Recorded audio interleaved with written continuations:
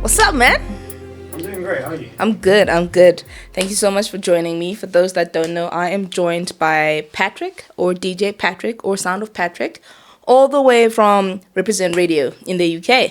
Thank you so much, man. So, let's just kick it. Reprezent Radio, what's it about? It's a radio to start with, of course, but the focus is on youth and where we're at. We're in South London, in the heart of South London, right in Brixton, and it's about the talent from there, and there's a lot of talent in London as a whole, especially South London. So people may join the station very young, 13, 14, 15, first coming in as a volunteer, and then from there they'll be working amongst whoever then is the older generation in the station. They'll learn from them, and before they know it, they're like the stars of the station. Wow. So there's a kind of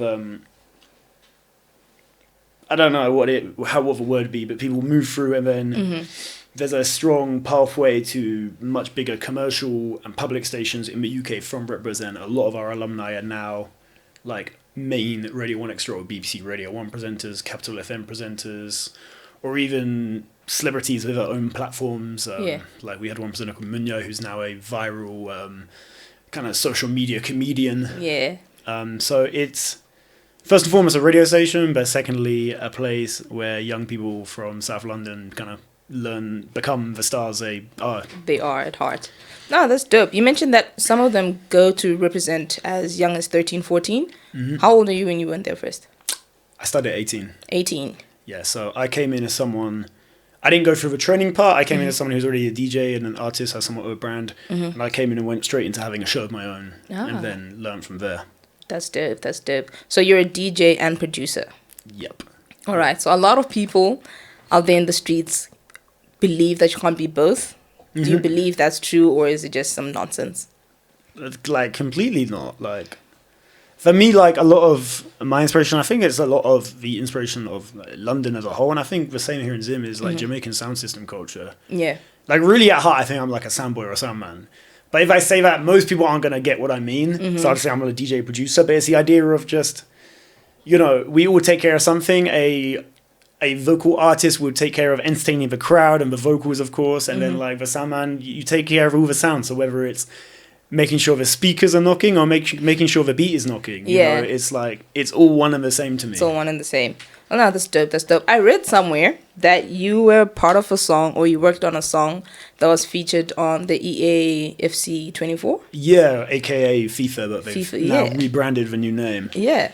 How was that? That was really cool. It's actually a song. The artist of the song is my girlfriend, so it's a collaboration between her and a vocalist called Eliza Lexdina, because my girlfriend is also a DJ producer. But I co-produced it with Eliza and my girlfriend Bianca Oblivion. We recorded it in a flat I used to have like 3 years ago now, on a hot summer's day like this, actually. And yeah, it then went to a label owned by Jams Supernova, who you may know because I think she has done some work over in Zim with the British Council many years ago. And through the label, the music director for FIFA, the video game at the time, was the name, heard it, and said, let's put it in the game. And it's in the game now, which is incredible to me because that reaches all corners of the planet. Crazy. You know? That's crazy. Which is so funny because last night I was having a conversation with one of my friends about how, you know, at some point in your life, there's just one song that sticks with you from FIFA. Like for me, I think it was FIFA 14, that I Need to Know Now song. Okay. Till this day, like 10 years later, it's still ringing in the back of my head. So hopefully, you know, your song will have that impact on the younger generation. And my one would be Wege Wege by Baraka Som Sistema. I don't know if you've heard that. Like, as a DJ, the FIFA songs are always great because there'd be really interesting songs that usually the more interesting music, if you try and play it at a club, most people won't know it. Whereas because it's in FIFA, now suddenly a bunch of people who don't usually know really interesting music know it's really interesting songs, so now it can work in clubs. So for me, that was why I love those soundtracks. Nah, that's dope.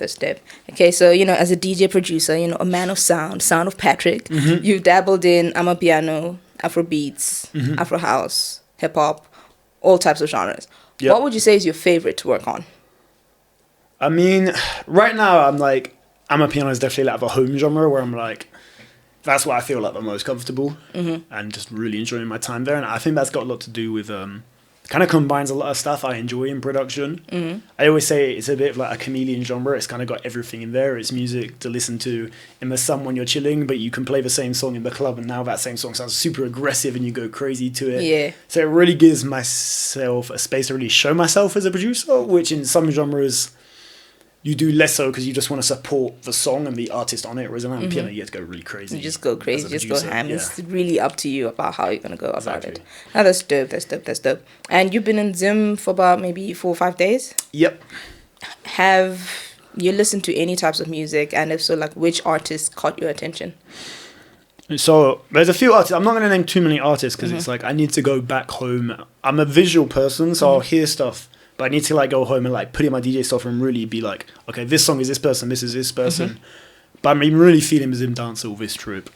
Like I've known about it for a few years now, but for me, I always need to hear music in its context to really get it, you know. And I've seen it in that context now. Like I went to Eclipse Friday night, saw it there, and Mashua Day as well. Yeah. And it's like, okay, I get this energy now. This is really cool. So I'm looking forward to going home and kind of going through all my Shazams and also messaging Rebel and being like, bro, what was that song they played at this time? And going and like really figuring out who makes the stuff I like and diving into that. No, that's dope. That's amazing. While on the topic of you being a DJ, have you ever had an instance where like, you know, you're playing a set, maybe out in the club or at a function, and people aren't really feeling the music and they're like walking away? What's like the psych behind that? Do you like start to panic or... I mean, that's the job, you know, that is the job, is dealing with those situations. So for me, in a way, it like can always feel like that because I've tuned my like DJ senses to just always be aware of like how I can get even more out of the environment I'm DJing for. So even if you look and you're like, Patrick's got the dance floor going crazy, I might be thinking like there's a 10% I know I could be getting more of if I like had better music for this environment or whatever. I mean, in events where like I do realize like, oh wow, I really am clearing the dance floor, I think what you got to do in then, you just got to stay confident. Yeah. Don't start like quick mixing. It becomes very obvious when you're like desperate as a DJ. Okay. So like you've almost, in those moments, I'll almost like get more confident and like be more like, this is what I'm doing. This is what I'm doing. Because then people respect that. And like, to be honest, sometimes people just need to go get their next drink or go toilet, come back. And then come back. Like they're not actually leaving. They like, or they will if you panic and then start doing crazy stuff. And now they're like, oh, I went to the bar now. It sounds bad. I'm not going back. You know, so just stay confident and let them come back. Let the dance floor cycle, you know? All right. Cool. Okay, so back to the fun stuff now.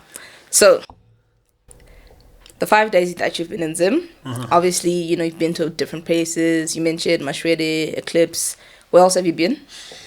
In the city, so those are the two kind of like music, like public music venues I've visited this trip. We've been to a venue where there was a panel and the British Council like showcase. Also, been some great food spots. Yeah. Again, off the top of my head, I can't tell you the names, but been one great food spot I've been on past 2 trips now. Like traditional Zim food, but it's outside, so kind of like loads of benches on the grass. That's it. I really like that spot. What did you have? This time I had chicken off the grill and some beef stew, brown sadza, and a bit of the pumpkin leaf. Although it was mixed with peanut butter, I kind of wanted just pumpkin leaf on its own. Yeah. But, yeah, man, delicious. And there's a great band playing as well. Awesome.